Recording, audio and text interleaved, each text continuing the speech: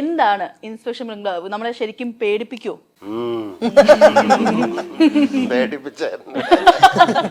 Korean സിനിമകളൊക്കെ ഇന്നത്തെ സിനിമകൾ കാണുന്ന കുട്ടികൾക്ക് നമ്മൾ പേടിപ്പിക്കുക എന്ന് പറയുന്ന അങ്ങനെ ഒരു ഇതായിട്ട് പറയാൻ നമുക്ക് പറ്റില്ല, ഒരിക്കലും പറ്റില്ല. അങ്ങനെ അവർക്ക് സിനിമകൾ കാണുന്നതല്ലേ, ഇപ്പൊ കാണുന്ന പടങ്ങളൊക്കെ അതുപോലെ ഇതായിരിക്കാം. പക്ഷെ ഇത് അങ്ങനെയല്ല, നമ്മൾ ഹ്യൂമർ ലൈനിലാണ് പറഞ്ഞു പോകുന്നത്. ഇതിൽ ഞങ്ങളുടെ പേടി നിങ്ങളൊരു പക്ഷെ ഹ്യൂമറായിട്ട് എൻജോയ് ചെയ്യുന്ന രീതിയിലാണ്. അല്ലാതെ നമ്മൾ ഈ പോസ്റ്ററിലും ഇതൊക്കെ കാണുമ്പോൾ ഭയങ്കരമായിട്ട് പേടിപ്പിക്കുന്ന രീതിയിൽ എന്നൊക്കെ പറയുന്നത് അതിനകത്ത് ഞങ്ങൾ ഭയപ്പെടുന്ന ഒരു ബംഗ്ലാവ് എന്ന് വെച്ചാൽ പോലീസ് സ്റ്റേഷൻ, അതുമായി ബേസ് ചെയ്തിട്ടുള്ള സ്റ്റോറിയാണ്. അതിന്റെ ബാക്കി ഡീറ്റെയിൽ പറയാൻ പറ്റില്ല. ഇതിനെപ്പറ്റി പറഞ്ഞു തുടങ്ങിയ കഥയിലേക്ക് പോകും. അതുകൊണ്ട് ഇൻസ്പെക്ഷൻ ബംഗ്ലാവിനെ കുറിച്ചൊന്നും ചോദിക്കല്ലേ, അങ്ങനെ എന്തെങ്കിലുമൊക്കെ സംസാരിച്ചിരിക്കാം. വീണ ചേച്ചി, ഈ ഒരു ലോഗോ ചേച്ചിയുടെ പ്രൊഡക്ഷനിൽ ഫസ്റ്റ് ആണ്. അപ്പൊ ഈ ലോഗോയുടെ പിന്നിലുള്ള കഥ എന്താ? അതെന്റെ അച്ഛനും അമ്മയാണ്. അച്ഛനും അമ്മയും മരിച്ചിട്ട് ഇപ്പൊ ഒരു 10 വർഷത്തോളായി. അച്ഛൻ്റെ ഫസ്റ്റ് പ്രൊഡക്ഷനിലാണ് ഞാൻ ആദ്യമായിട്ട് അഭിനയിക്കുന്നത്. ഞാൻ 7ാം ക്ലാസ്സിൽ പഠിക്കുമ്പോൾ ഒരു ടെലിഫിലിമിലാണ് ഞാൻ ഫസ്റ്റ് ശരിക്കും പറഞ്ഞാൽ അഭിനയിക്കുന്നത്. അത് അച്ഛൻ പ്രൊഡക്ഷൻ ചെയ്തതായിരുന്നു. അതിനുശേഷം അച്ഛൻ ഒരു ജീവൻ ടി വിക്ക് വേണ്ടിയിട്ട് ഞാൻ +1 10ൽ പഠിക്കുന്ന സമയത്ത് ഒരു സീരിയൽ പ്രൊഡ്യൂസ് ചെയ്തിട്ടുണ്ട്.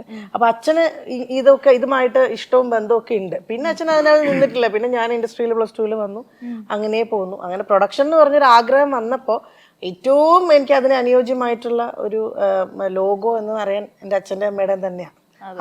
അവർക്ക് ഭയങ്കര ഇഷ്ടമായിരുന്നു ഞാൻ ഇൻഡസ്ട്രിയിൽ വരുന്നതും എല്ലാം. എനിക്കിഷ്ടത്തിലപ്പുറം അവർക്ക് ഇഷ്ടമായിരുന്നു. അപ്പോൾ അവരുടെ ഫോട്ടോ തന്നെയാണ് ഏറ്റവും ഉചിതം. എനിക്കും ഇപ്പോഴും നിങ്ങളിപ്പോൾ എന്നോട് ചോദിക്കുന്നില്ലേ, അത് തന്നെ വലിയ സംഭവമാണ്. ഞാനത് നേരത്തെ ഒരു ഇന്റർവ്യൂ ഞാൻ ആദ്യമായിട്ട് വീണയെ കാണുന്നത് അച്ഛനും അമ്മയുടെ കൂടെ. എനിക്കൊന്ന് ബമ്പർ ലോട്ടറി +2 പഠിക്കുമ്പോൾ +2 ബമ്പർ എന്ന് പറഞ്ഞ എന്റെ ഏജ് അതല്ല കേട്ടോ, ഞാൻ 2006 രാജൻ പി ദേവ് അച്ഛനായിട്ട് അഭിനയിക്കുന്നു. ഞാൻ എൻ്റെ അനിയത്തിയായിട്ട് അങ്ങനെയാണ് ആദ്യം കാണുന്നത്. അന്ന് ഈ അച്ഛനും അമ്മയും ഒരുമിച്ച് അവർ വരുന്നത്. അങ്ങനെ കാലശേഷം വീണ പ്രൊഡ്യൂസ് ചെയ്ത അതിനകത്ത് നമ്മൾ അഭിനയിക്കാനുള്ള ഭാഗ്യമുണ്ടായി. ചേച്ചി, പ്രൊഡക്ഷൻ എന്നൊക്കെ പറയുമ്പോഴത്തേക്ക് വലിയ പാടാണ്. പ്രൊഡക്ഷൻ തന്നെ പറഞ്ഞു ഓർമ്മിപ്പിക്കല്ലേ, നല്ല പാടാ അഭിനയിക്കാൻ. ശരിക്കും പറഞ്ഞ പ്രൊഡക്ഷൻ ഒക്കെ വെച്ചോ അഭിനയിക്കാൻ ഭയങ്കര ഈസിയാണ്. പാടൊന്നുമില്ല, പൈസ ശരിക്കും നന്നായിട്ടുണ്ടെങ്കിൽ. അല്ല, എത്ര പൈസ ഉണ്ടെങ്കിലും ഞാൻ പറയുന്നത് ഒരു പ്രൊഡ്യൂസർ എന്നുള്ള രീതിയിൽ എന്തൊക്കെ ഒരു ബുദ്ധിമുട്ടുകൾ ഉണ്ടാവുന്നു എന്ന് കറക്റ്റായിട്ട് എനിക്ക് സത്യം പറഞ്ഞാൽ ഞാൻ ഈ ഡയറക്ഷൻ സൈഡിലുള്ളവരുടെ ഒരു വെപ്രാളവും ഇതൊന്നും ഞാൻ അറിഞ്ഞിട്ടില്ല. ഞാൻ അഭിനയിച്ചു പോകുന്നതും അല്ല. ഇവർക്ക് എന്തുമാത്രം പ്രഷർ ഒരു ലൊക്കേഷനിൽ ഉണ്ട് എന്നുള്ളതും ബാക്കിയുള്ള ആൾക്കാർക്കും എല്ലാവരുടെയും പ്രശ്നങ്ങൾ കറക്റ്റായിട്ട് മനസ്സിലാക്കാൻ പറ്റും. ആ തിരിച്ചറിവ് ലൊക്കേഷൻ വിട്ടു പോകുന്നതിന് മുമ്പ് വീണ എന്നോട് പറഞ്ഞു, ഇനി ഞാൻ ഒരു ലൊക്കേഷനിൽ പോയാലും ഞാൻ എല്ലാവരുടെയും അറിഞ്ഞ് അത് മനസ്സിലാക്കിയിട്ട് പ്രൊഡക്ഷന്റെ ഒക്കെ വിഷമം മനസ്സിലാക്കിയിട്ട് ഞാൻ പെരുമാറും. സത്യമായിട്ട് ഞാൻ തമാശയല്ല പറഞ്ഞത്, അതെനിക്ക് നന്നായിട്ട് മനസ്സിലായി. നമ്മള് ആർട്ടിസ്റ്റ് ആയിട്ട് നിൽക്കുമ്പോ നമ്മള് അത് അറിയില്ല, നമ്മൾ ചിന്തിക്കത്തുപോലും ഇല്ല. അതിലേക്ക് വന്നപ്പോ നല്ല വ്യക്തമായിട്ട് മനസ്സിലായി. എങ്ങനെ ഉണ്ടായിരുന്നു പ്രൊഡക്ഷൻ ടീം? ശബരീഷ് ചേട്ടാ സൂപ്പർ അല്ലായിരുന്നോ? ഞാൻ തള്ളില്ല, ഞാൻ ഉള്ളത് കാര്യം പറയും. പക്ഷെ വീണയെ നമുക്ക് നേരത്തെ പരിചയമുണ്ട്, അതുകൊണ്ട് സെറ്റിലേക്ക് വരേണ്ട കാര്യമില്ലായിരുന്നു. അതിനു മുമ്പ് തന്നെ നമുക്ക് ഏകദേശം ഊഹം കിട്ടി എന്തായിരിക്കും സെറ്റ് എന്നുള്ളത്. ആ വിചാരിച്ച പോലെ തന്നെയായിരുന്നു സെറ്റ്. ഫുൾ ഫണ്ണായിരുന്നു. അതിലെ ബോണസുകളായിരുന്നു ഇവരെല്ലാവരും. ഒരുപാട് പേരുണ്ട്, ഇവര് മാത്രമേ വന്നിട്ടുള്ളൂ. അപ്പൊ അതുകൊണ്ട് extremely happy be part of this production and this project. നമുക്ക് ആദ്യയിലോട്ടോ അല്ലേ? അവസാനം പോയാൽ പറയാ ഗോസ്റ്റ് ആണോ? അപ്പൊ പ്രൊജക്ട് ഗോസ്റ്റുമായിട്ട് ബന്ധമുണ്ട്. കൊറേ സസ്പെൻസ് ഉള്ള ഒരു ക്യാരക്ടർ. അതെ, എൻജോയ് ചെയ്തോ ഈ ഒരു ക്രൂ ആയിട്ട്? നല്ല രീതിയിൽ അത്യാവശ്യം ആദ്യയുടെ ക്യാരക്ടർ ഒരു പാരനോമൽ ആക്ടിവിറ്റി അതൊക്കെ റിസർച്ച് ചെയ്യുന്ന ഒരു കുട്ടിയായിട്ടാണ് ചെയ്തിരിക്കുന്നത്. ക്യാരക്ടറിന്റെ പേര് മൈഥിലി എന്നാണ്. അത്യാവശ്യം നല്ല ബോൾഡ് ആയിട്ട്, എന്താ പറയാ, മോഡേൺ ആയിട്ടുള്ള ഒരു ഗേൾ ആണ്.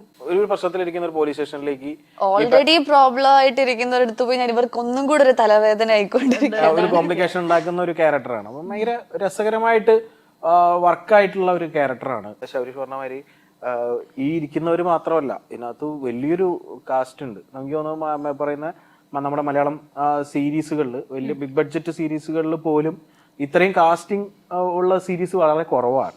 അപ്പം ഇവര് ശബരീഷ്, ഷാജു ഏട്ടൻ, ആദ്യ, പിന്നെ ജയൻ ചേർത്തല, സെന്തില്, പിന്നെ ബാലാജി, ശ്രീജിത്ത് രവി, മനോഹരി അമ്മ, അങ്ങനെ വലിയൊരു എന്റെ മോൻ കുഞ്ഞുണ്ട്.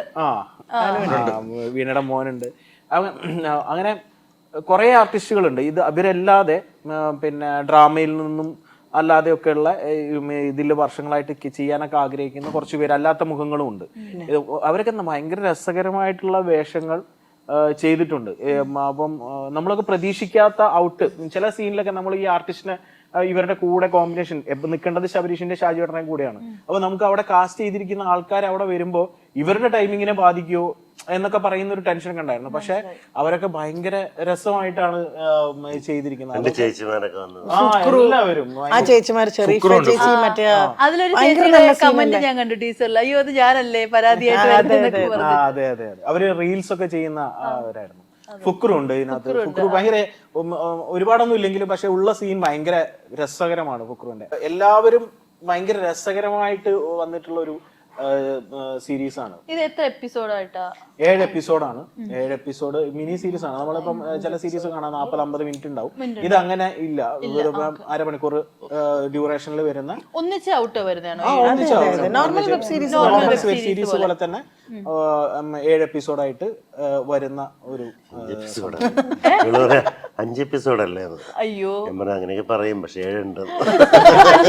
5 പേയ്മെന്റ് കിട്ടിയുള്ളൂ.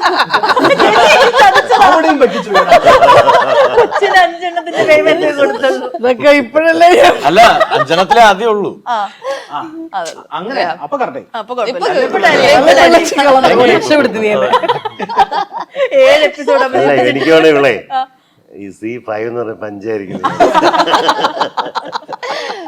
എനിക്ക് ഏറ്റവും കൂടുതൽ ഇവരുടെ കൂടെ ആയിരുന്നു ഇവന്മാരുടെ കൂടെ ഇവരുടെ കൂടെ ഞാൻ വിചാരിച്ചു ഷാജുചേട്ടൻ അങ്ങനെ എന്നെ പറഞ്ഞാൽ യാതൊരു കുഴപ്പമില്ല. അയ്യോ ശബരീഷേട്ടൻ ഡൗൺ. പിന്നെ നായകൻ അങ്ങനെ ഒന്നുമില്ല. അവൻ അണ്ടർ ദി എർത്ത് പാതാളത്തില്. നമ്മള് ഇത് തുടങ്ങുന്നതിന് മുമ്പ് ഞാൻ കണ്ടായിരുന്നല്ലോ ഭയങ്കര ബ്യൂട്ടി ടിപ്സ് ഒക്കെ പറഞ്ഞു കൊടുക്കുന്നത്. ഇവരുടെയൊക്കെ ബ്യൂട്ടി ടിപ്സ് ഒക്കെ പറഞ്ഞു. ഞങ്ങളുടെ ഈ ഗതികേട് കണ്ടിട്ട് പറയുന്ന ഞങ്ങൾ ഇങ്ങനായിട്ട് സ്കിന്നും ശരിയാവില്ല. കണ്ണാടി നോക്കുമ്പോ കണ്ണാടിയോടൊക്കെ ഒരു ദേഷ്യം. ചേട്ടന്റെ വീട്ടില് മൊത്തം ബ്യൂട്ടി പ്രൊഡക്ട്സ് ആയിരിക്കുമല്ലോ, മൊത്തം പെൺപിള്ളേരല്ലേ? ആണ്, പക്ഷെ ബ്യൂട്ടി പ്രൊഡക്ട്സ് ഇല്ല. ഇവറ്റകളെ നമ്മൾ വേണം റെഡിയാക്കാൻ. എടി തലകെട്ട്, ഇത് ഈ മോങ്കഴ് കുളിക്ക്, ഈ പെൺപിള്ളേരുണ്ടാവുമ്പോ എങ്ങനെയാണല്ലോ ഒരു പുറകെ നിക്കണമല്ലോ. എല്ലാം പുറത്തോട്ടൊക്കെ പോകുമ്പോഴത്തേക്ക് റെഡിയാവാൻ വേണ്ടിയിട്ട് നമ്മൾ തലേദിവസം പറയണം. ഇപ്പൊ കല്യാണം 15-ാം തീയതി ഉണ്ടെങ്കിൽ വീട്ടിൽ ഫംഗ്ഷൻ ഉണ്ടെന്ന് വിളിച്ചാൽ തലേദിവസം എന്ന് പറയണം. എങ്കിൽ പിറ്റേ ദിവസം 3 പേരാണ്. 3 പേർക്ക് വേണ്ടി വെയിറ്റ് ചെയ്യാം. അയ്യോ, അപ്പൊ ഉടുപ്പൊക്കെ എടുക്കുമ്പോഴത്തേക്ക് ഭയങ്കര പാടാണല്ലോ. ഒരാള് ശരിയാകുമ്പോ അടുത്ത ആളെ ശരിയാവില്ല. ഇടി കിട്ടാറുണ്ടോ? ഇല്ല, കാര്യമില്ല. എന്തായാലും നന്നാവില്ല. ഇപ്പൊ ഫീൽ ചെയ്യാറില്ല.